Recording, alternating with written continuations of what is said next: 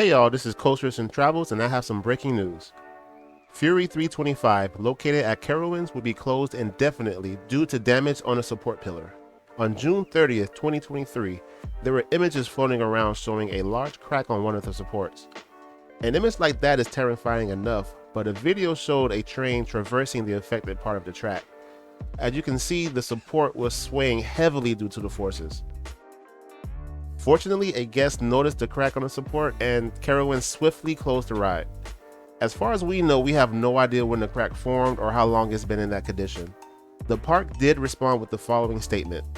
The park's maintenance team is conducting a thorough inspection and the ride will remain closed until repairs have been completed. Thank goodness it was discovered early enough, because the last thing we need is another El Toro or Top Thrill incident.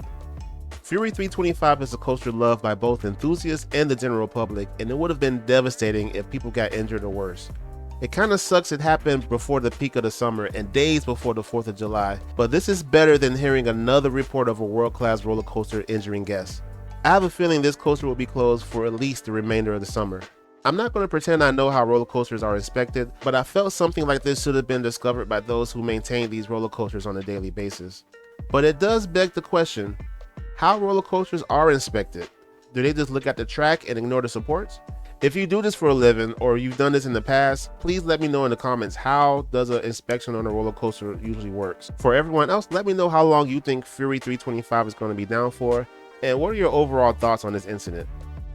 Thanks for watching.